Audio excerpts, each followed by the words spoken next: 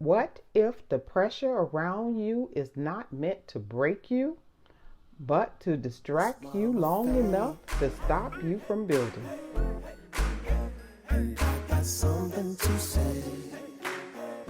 Today, we are going to talk about how to rebuild with a plan, and when you know something or someone is working against you, how to stay focused when distraction, pressures, and opposition show up all at the same time. Hey, my Mama Faye family, and welcome to the Understanding Cycles by Mama Faye podcast. Come on in. Your journey has brought you home. Take your seat and relax, because the next couple of minutes will change your life. For those of you who are new to this podcast, I am Mama Faye, and I am on a mission to give you insight into the cycles that keep replaying in your life. I am here to help men and women who want to stop the cycles and are creating a new future for yourselves. I bring revealed knowledge and wisdom based on God's word and my lived experience as a wife, a mom, a nurse, a leader, a coach, and a woman who has walked through many of these same seasons in my life. Today, I want to talk to those of you who feel like every time you try to move forward, something keeps pushing you backwards. You are not imagining it. The opposition is real. The challenges in your life are real. You are now in a moment that requires strategy, not just strength to endure or just get over it, or just you have to get through it. There is going to have to be a real plan put in place to walk through it and to come out on the other side with your power and in your strength and with victory. Now, let's walk through this together.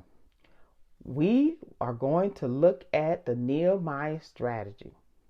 Now, in previous podcasts, we talked about how Nehemiah had to devise a plan, but first we talked about how he did not announce it.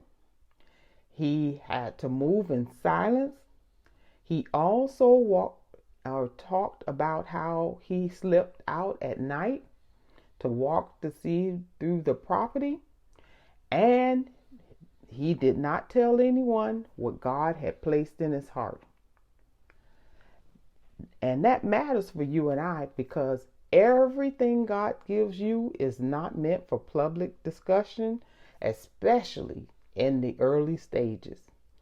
Some things need protection before they need exposure. Then he cried out to God first, not to people, not to others to get their opinions. He got his directions first before he made any movement. Doesn't that sound like a plan to you? And then on his way back from assessing the broken down wall, he wanted to go back another way that looked and seemed easier. Probably looked like a good shortcut, but he could not get through because it was impassable. So sometimes that represents that there are obstacles in our way where the easiest path is not always going to be the best path. So because he could not go through the usual way, he went through the valley instead. And that means that when one path is blocked, it does not mean that you stop or throw your hands up. What it means for you and I is you shift, you move forward by finding another way. And when the time was right, after he had already prepared for the rebuild and secured what he needed from the king, now was the time for him to speak to the people. Now he had to generate excitement. He had to help them to see what they could do with God's help. And then the people began to see through their own imagination what Nehemiah saw, and they were ready to build. Now listen closely. In chapter 4, that's what we're going to talk mostly about today. Everything changes. The rebuilding started, and so did the opposition. The moment progress began and became visible to others, guess what happens? The resistance becomes louder.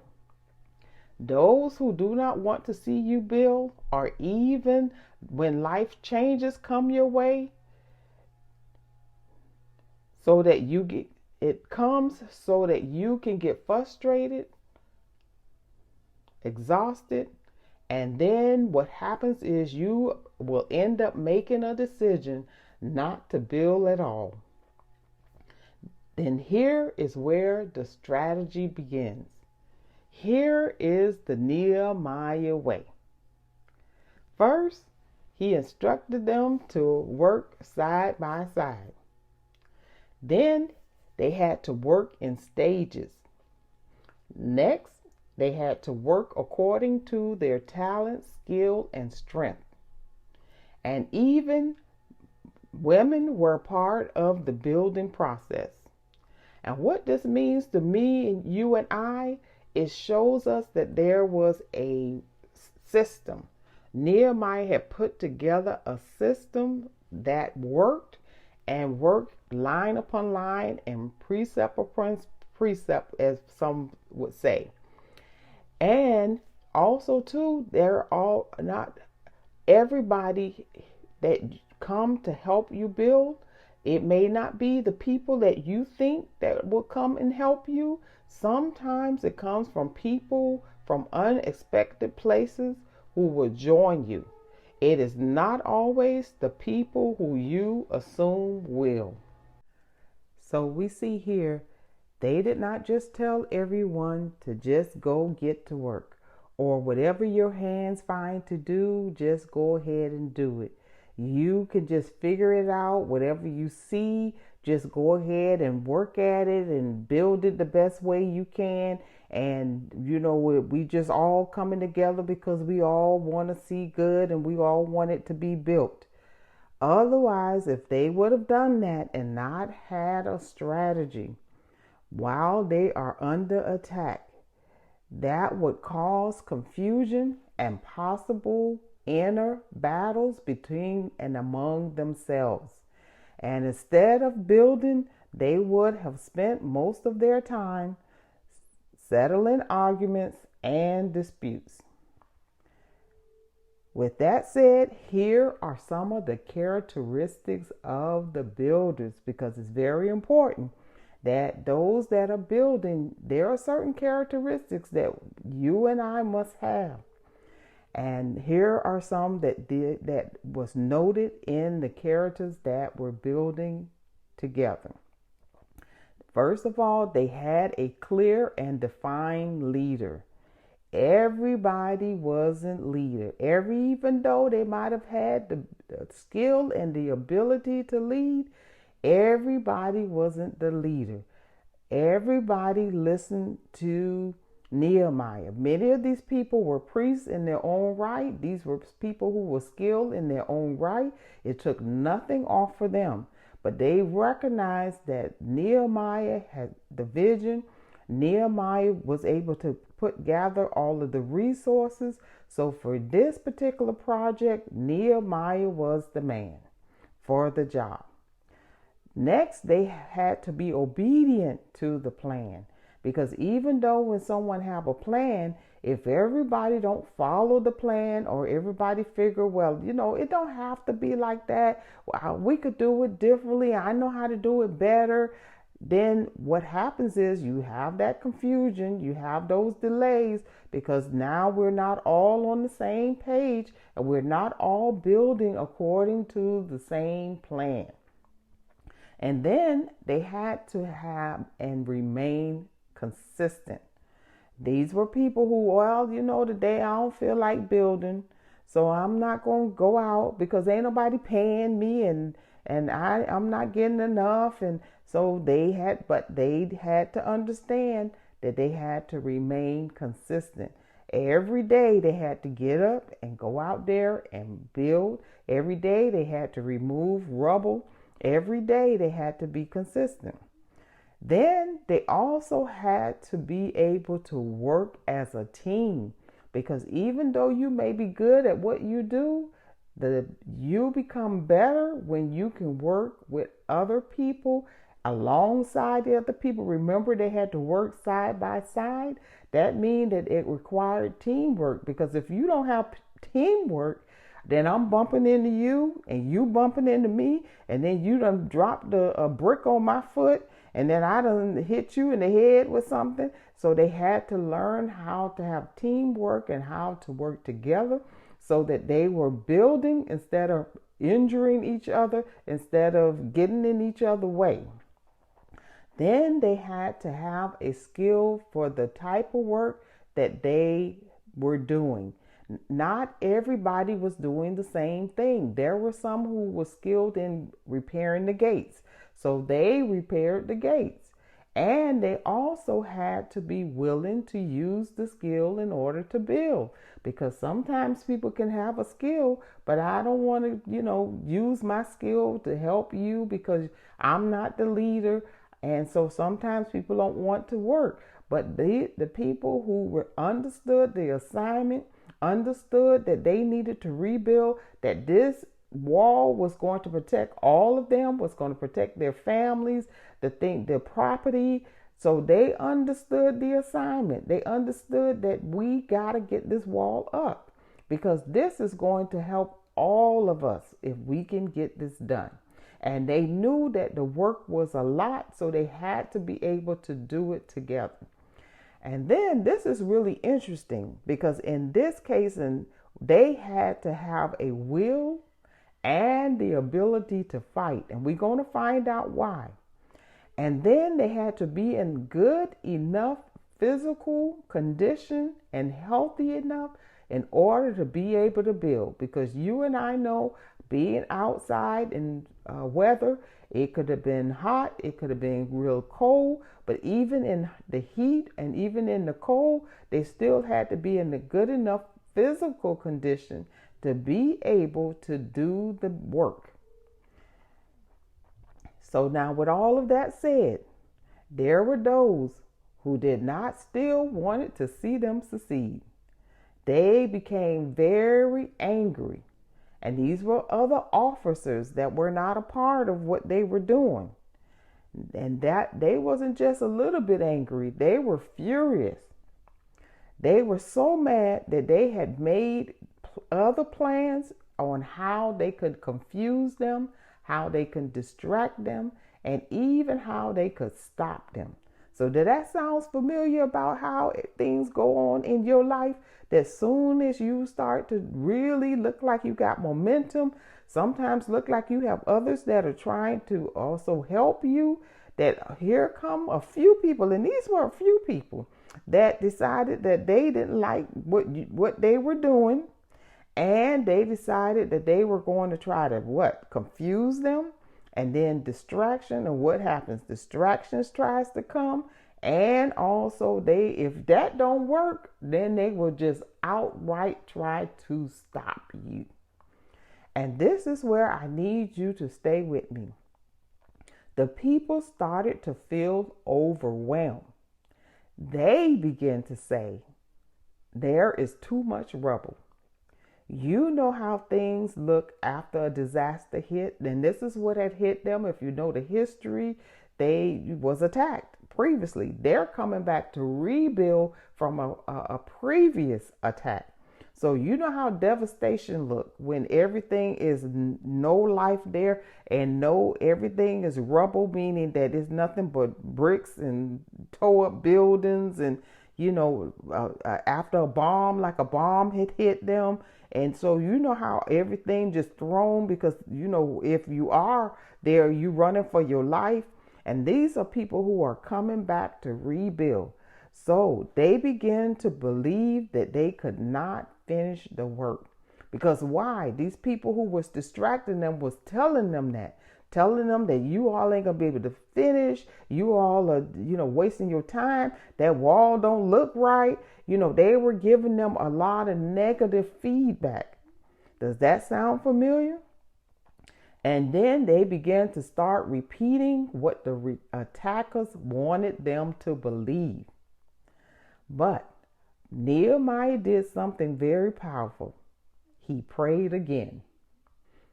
And he asked God to guard his heart and his mind. And I'm sure he asked that for the people. And next, he had to do a reassessment. So sometimes you may have already assessed the situation. You maybe have already started your plan on how you're going to build your life, how you're going to renew things, and how you're going to move forward. And yes, things come in your way, or sometimes different situations change and they shift right in the middle of your building. And so he had to do another assessment. And if you look back at some of the previous podcasts, you'll see that we talked about how to assess a threat. And so I encourage you to go back and listen to that particular podcast episode. But in here, he had to do a reassessment. And with that reassessment, he had to look at it from every angle.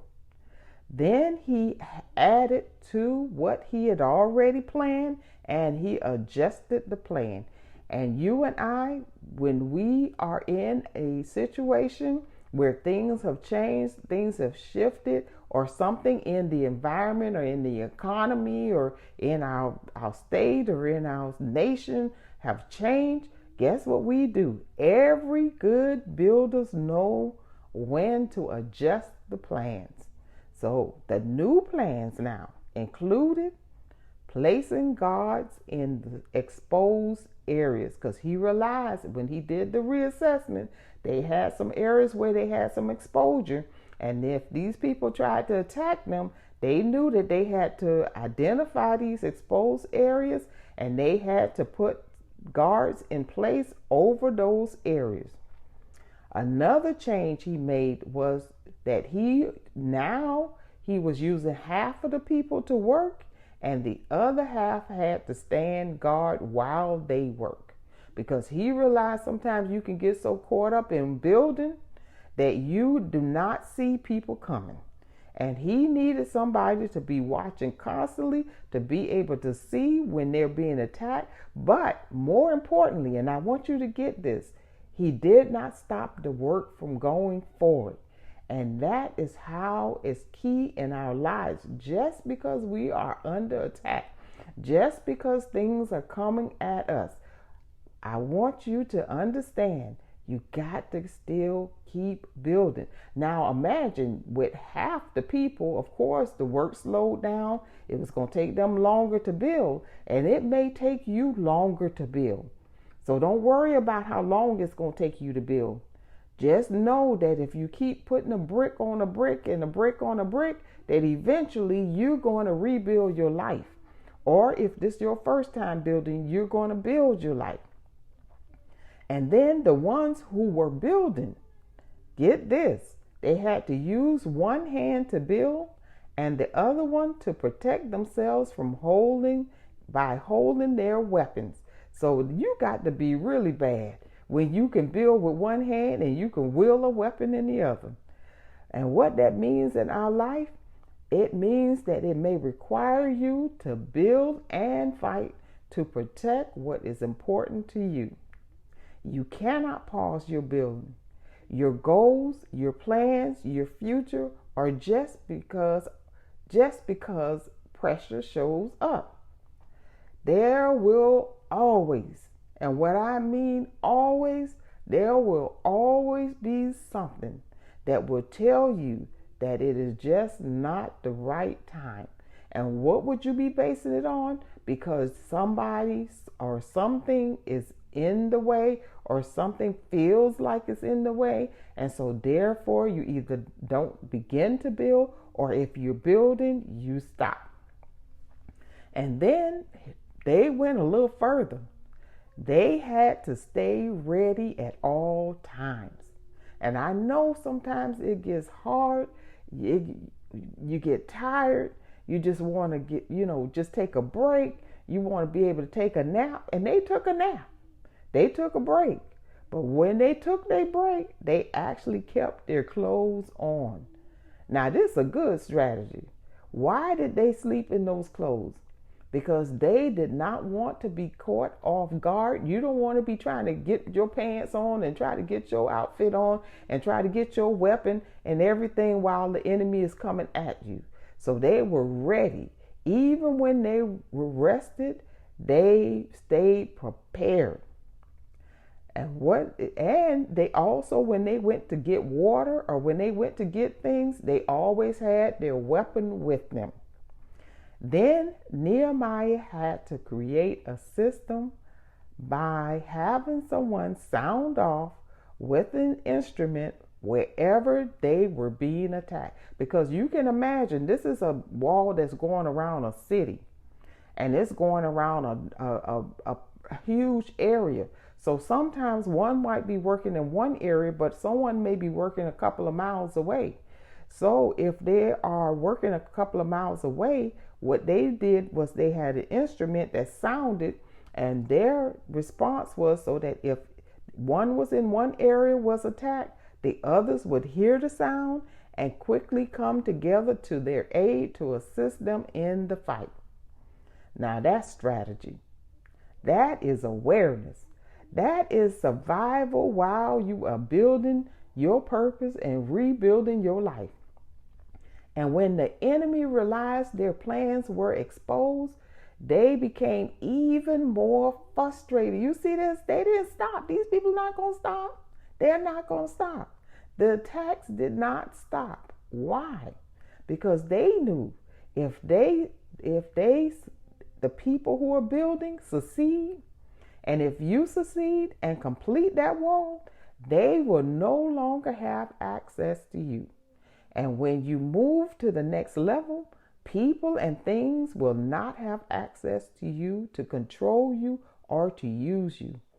For instance, if you get out of debt and become financially stable, you are no longer exposed to high interest rates, late fees, repossessions, defaults, lack, and poverty, not to mention the stress of it all. So it is beneficial to some to keep you in debt. That's why they'll get angry. That's why they'll try little tactics to put you back in debt, because there are those that actively do not want you to get out of debt because it serves their purpose. Now, sometimes what frustrates the opposition is not just your success. It is also your awareness of the tactics being used to keep you under their control. And that brings me to our word for the week: spiritual awareness. Spiritual awareness means being spiritually alert to what is happening around you and within you. It is the ability to recognize who and what is influencing you and your thoughts, your emotion, your environment, and your movement. Sometimes you are so focused on getting through the day, finishing your task, showing up for everyone else, that you stop paying attention to what is affecting you. I know I do. But spiritual awareness brings us back and helps us to recognize systems, patterns, pressure, people, and the impacts on you and those who you care for. It helps you to understand what needs your attention and what needs you to get away from and distance yourself. You were not meant to move through life blindly. You and I, are meant to move through life wisely and aware. Now, let me make this real for you. If something keeps showing up in your life at the same time, especially when you are trying to grow, or make a move in the right direction, pay attention. If certain situations or conversations leave you drained every time, I need you to pay attention. If your peace keeps getting interrupted in the same places, the same areas, with the same people, I need you to pay attention. If you keep ending up broke on the same things over and over, pay attention to that. That is not overthinking. That is your awareness. Now, I want to share a story with you that happened to me. And this is about how not paying attention, but yet paying attention, really pays off.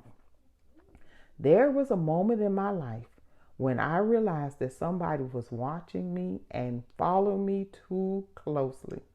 I was a teenager, probably around 14, maybe 15 years old. And what was happening is they kept showing up in ways that did not feel right. First, they started showing up after school each day, and they would follow me from a distance until I got to a certain spot, and they would walk past, and I would turn the corner to go to my home.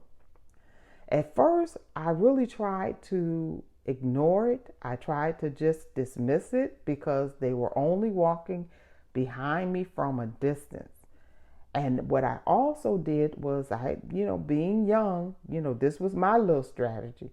I tried to make sure that I was walking with someone every day. And I told my grandma, I told my grandmother, Grandma Vicky, Victoria, I told her about the situation, and she told me to say Psalms 23 every time this would happen, because this wasn't the only person that was doing this. I had a person that would follow me, this man in this white car, he would sometimes follow me. I had somebody else that was doing this. And so this particular time that I'm talking about was with this young man. But one day I had walked home, and what happened was I had to stay after school for something. It was either for chorus or something. I had to stay after school. So by the time that I got out of the school, the people that I normally would walk with had already walked home. And so I had to come out and I had to walk home by myself. And this is not doing when you had, cell phones and things like that. But this one particular day, I noticed that this person was getting closer and closer, and they got too close for my comfort. And I had to make a determination in that moment, because what happened was I knew that if I turned that corner and that person kept following me, I knew that nobody was home, and I didn't want that person to find out where I live, even though they may have already known. But I didn't want them to see that nobody wasn't home, because then that would put me in a worse and a more dangerous situation. And because of that, they got so close to me and started coming up on me. I don't know whether this was the day that they decided that nobody was around, so they was going to try something. But I knew that I had to confront this person, and I did so loudly. So much so that we were going back and forth, that an older gentleman, he wasn't that much older, but he was older than I was, and I believe he was older than the person that came at me. And that person wasn't me, and that person, the man that was following me, we wasn't the same age. But this other guy came out of his house, came over, and she said to leave her alone. So they began to get into a little tit for tat and going off, and I was like, oh Lord, I hope they don't get into an altercation. But the man that came out the house was not going to leave it alone. And I recognized the man that had come out the house because his mom went to the church that I went to. So I don't know if he he knew that who I was, but he was determined to stop this person from bothering me. And he told him to leave me alone, and he waited for him to walk away, and he watched him to make sure that he did not bother me. And from that point on, that guy did not bother me anymore. At first, I questioned myself. I tried to ignore it, but something in me said, you have to look at this again, especially when it was escalating. I had to confront what was happening, not emotionally, even though I was emotional, not in fear, even though I was afraid, but with clarity. And once I did, everything shifted, because what you confront with awareness, you take your power back. And you cannot fix what you refuse to face. I'm not telling you that you should do what I did. Your confronting it may be just protecting yourselves in ways that protect your peace, but you have to understand, I was 14 or 15 years old trying to figure it out. I'm sure at the age that I am, I would have took much better measures to be able to protect myself. So now let's take a moment and let's pray. God, I come to you asking for spiritual awareness. Help me to see what I have been overlooking. Open my eyes to what is happening around me, to me, and within me. Guard my mind from confusion and my heart from fear. Teach me how to move with a plan, not just emotion. Show me where I need to protect myself, where I need to adjust, and where I need to keep building. And strengthen me for the work. Strengthen me for the work so that I do not stop growing because of the pressure.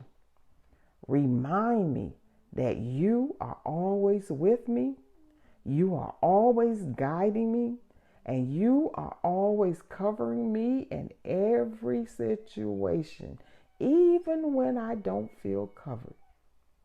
I trust you to help me always to keep moving forward with awareness, with strength, and on purpose. I ask this in Jesus' name. Amen. Now, if that spoke to you, I want you to stay connected.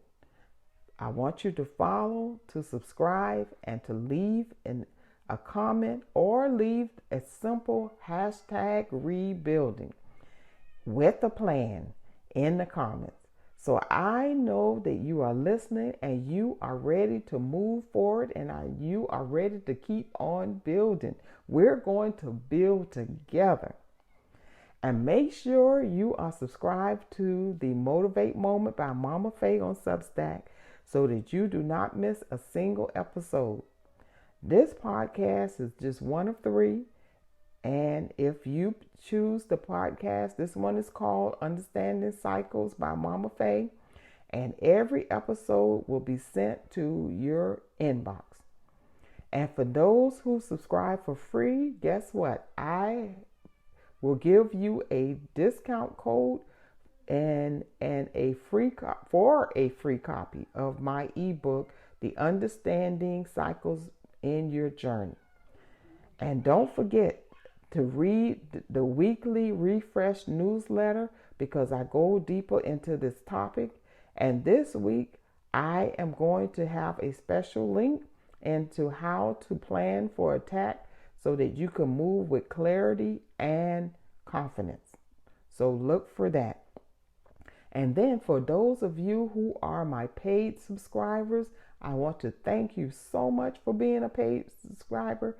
I am going to release a mini podcast, and on that mini podcast, because I couldn't do everything in this one episode, it's going to tell you what, why, and who we are fighting, so you can understand what is really happening behind the pressures you feel.